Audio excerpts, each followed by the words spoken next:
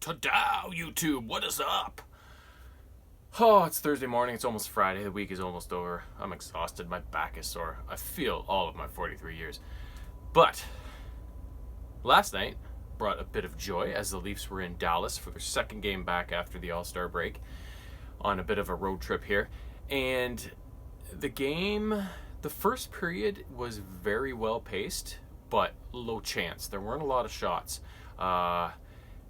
Despite that, each team would strike once. But yeah, it was a really good period in terms of limiting the scoring chances and but at the same time not being boring. It was really fast paced, a lot of talent on the ice for the Leafs, of course, and then Dallas, came within a hair of reaching the Stanley Cup Finals last year, and they've got some good talent too, both some vets and some younger guys. So it was definitely an entertaining period. Leafs cracked the scoring open. I think about both goals came in the latter half of the period. The Leafs got in first, just a little way past the halfway point. They kind of entered the zone in a not necessarily under control kind of way, but Marner was able to slip a nice little pass kind of through a defender to Matthews, who was right in front of the net, and then he just boop, a little deep to the blocker side and popped it in the top shelf, made it 1-0. Dallas would strike back with like 2.5 minutes to go in the period to make it 1-1. Leafs would come out and score the first two in the second period. The first one was Hyman, and this was a beautiful goal. It started behind the Leafs' own goal line with Dermott feeding a long pass up to Matthews in the neutral zone. And Matthews was kind of skating back to pick up the pass, so then he just did a little backhand pass further on up the right side to Marner, who entered the zone and then peeled into the right boards and made a really slick behind the back pass to Hyman, who was streaking right towards the net, made a little deke, put it through the legs, and Leafs restored their 1-goal lead. Great goal. And it's like from the time of Dermott's pass to Hyman's goal took like 3 seconds. It was just like bing, bang, boom. They covered the entire ice service in 3 passes that took literally 3 or 4 seconds. So beautiful goal. And then they would strike again a little later. This one was kind of a scrambly action in the Dallas end, and a rebound came far out to Barry at the point, and he just stepped into it and wired it home. There was a couple guys in front causing trouble for Bishop. I think the Dallas defender even got his skate tied up with Bishop's skate, so he wasn't able to even move where he wanted to get the puck, and didn't realize that until it was too late. It was already in the net. So Leafs would take a 2-goal lead, but as the whole game had gone up until then, the Leafs would get it ahead, and then Dallas would come back, and they did so again later in the period. So they headed to the third period, I think, up 3-2. They would trade goals again. The Leafs' goal in the third was Nylander, who was kind of Johnny on the spot. Muzzin took a point shot that was stopped by Bishop, but as Bishop was kind of sprawling to track the rebound, Nylander kicked it from skate to stick and slipped it in. And there's 4-2. And a little while later, though, Dallas, again, like they had been doing all game, would get another one back to make it 4-3, setting up a bit of a tight finish. But eventually the Leafs would score an empty netter, and it was Andreas Johnsson who got the empty netter, which was good for him because he's been back for about half a dozen games now after a lengthy injury, and that was his first goal since getting back, and he's looked good. Like he's one of the Leafs forwards who like to bang a lot. He gets in there and he likes to hit people. He's not a big guy or anything like that. He doesn't fight or anything like that, but he's kind of one of those really rambunctious kinds of players who likes to get in there, get dirty, jar pucks loose, and he's fast and he's skilled too, so it's a good combination. So it's good to see him kind of get back on the board. Other notes in the game: Kapanen was in the lineup, so I know he left early in the Nashville game with some sort of arm ailment, but obviously it wasn't that serious because he was back. Hyman, I thought, was the Leafs' best forward. He was just hound dogging the puck all night long. He was getting on the defenseman, even getting in the goalie's grill from time to time, just hunting pucks, tracking him down, causing turnovers. On the penalty kill, he was ragging the puck, keeping it low, stripping it from defenders who thought they had all this time to break out of their zone and set up the power play. It was and that's his strength too. That's what he needs to do to be effective, and last night was one of kind of his best demonstrations of that skill set he has. Both teams went over whatever they had on the power play too. There was no power play goals for once, which was kind of nice because you know how I feel about all these penalties.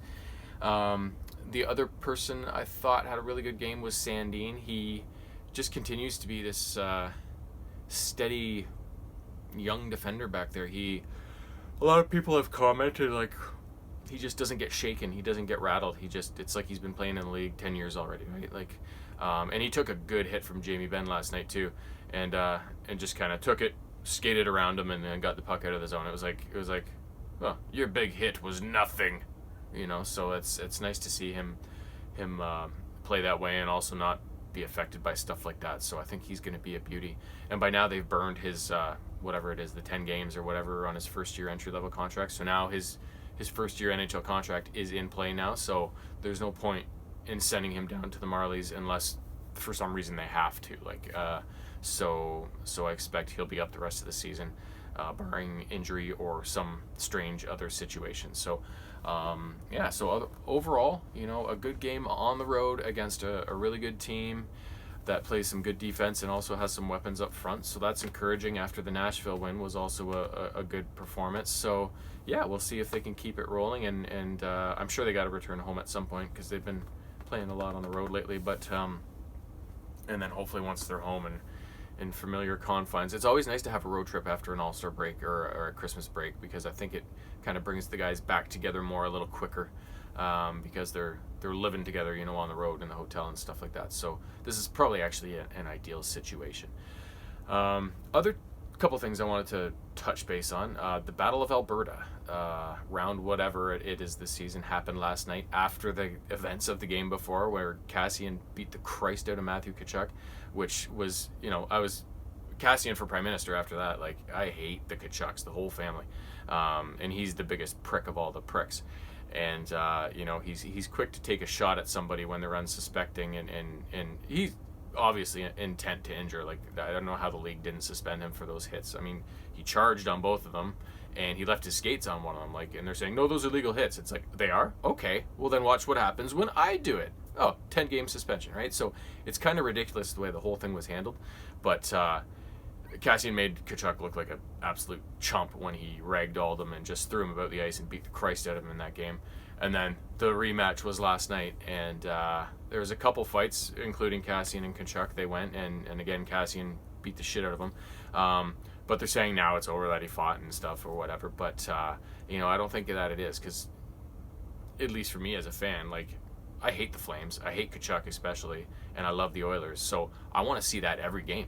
You know, like, I you know, it's not like, oh, it's been handled, I no longer hate that guy. No, I hate that guy. Like I want every Battle of Alberta from now on to feature these kinds of fights and these kinds of incidents, because you know what?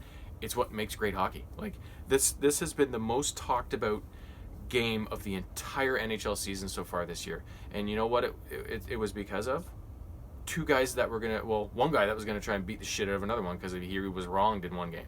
You know, it wasn't because, oh, we've got the two best goal scorers in the league going up against each other, or we've got this amazing goaltending battle. No, it's because there's going to be violence. That's what drives hockey. That's what made it so great from the beginning. And then when I grew up in the 80s, and it was like the Chuck Norris division, you know, there was every game people were beating the shit out of each other. There was hits, and there was no penalties too, so the game had this wonderful flow and pace, except when there were line brawls and there was equipment everywhere.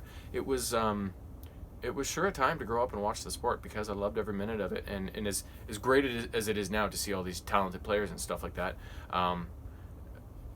it's still more fun to see people beat the shit out of each other. I'm sorry, it's just the way it is. So that Battle of Alberta last night was definitely a big event, and like I said, the most anticipated game of the whole season so far. So it goes to show. Other thing, and this is way off the board for me because I don't even like soccer, to be honest. I find it very boring, and like, why don't they put it indoors and shrink the field to at least make it more interesting and more fast? Like, otherwise you're just watching people run around and not do anything for, seems like, 3 hours. But that being said, Christine Sinclair of the Canadian national team scored, I guess, her 185th career goal yesterday against St. Kitts and Nevis, I think it was. So that now makes her the highest scoring female soccer player, an international player, whatever it is, as she's been playing the last 20 years and has racked up a ton of goals. So, again, I don't care about soccer, but we're not known as a soccer nation, and for good reason. I mean, it's all hockey here for the most part. I mean, other sports do have a presence here. Like, I think we're a pretty good baseball nation too, or that's coming along. But everybody here plays every sport. So, but in terms of the national stage and being having top professionals in these other sports, we're starting to get better at it and stuff. But to have a Canadian now at the top of the chain on the women's scoring international scoring record, so that's something special, right? So I do give her kudos for that, despite not being a fan of the sport, and it's always nice. I love seeing Canadians do well in everything, so congratulations to her. And yeah, we'll I wonder if she's got, I don't know when the next World Cup is, but I wonder if she's got another one in her, because like I said, she's been playing 20 years. So it's just a testament to not only her skill but her longevity too. So we'll see what happens with the rest of her career, if she can pile on some more goals to make it even further out of reach, hopefully, for other people. Unless it's another Canadian, of course. And we'll see how she finishes up, and we will see how the Leafs fare in their next tilt, which I think is Saturday against Ottawa. I would be pumped about the Battle of Ontario, except the fire retardant foam has been fired on that rivalry. It's not like the Battle of Alberta is now. It used to be amazing. Oh, those two teams hated each other back in the day. But as both teams have kind of gone through this rebuild and had some shitty years, it's kind of fizzled and stuff. So, but it doesn't take much to get a rivalry going, especially if they both make the playoffs and meet in the playoffs, which I don't think is going to happen anytime soon. But it would be nice to get that rivalry going as well, because the two best rivalries in hockey that I like to watch are the two battles of the provinces, Ontario and Alberta. Those are the ones. So Boston Montreal is pretty good too, and Boston Toronto is pretty good. But those are the two I like the most when they're at their fiercest, because they are pretty fierce. So, but I'm rambling now. But that is where my head is at on all this stuff. The Leafs are rolling. Let's see if we can keep it going. And until then, have a great rest of the week and start to your weekend. So long.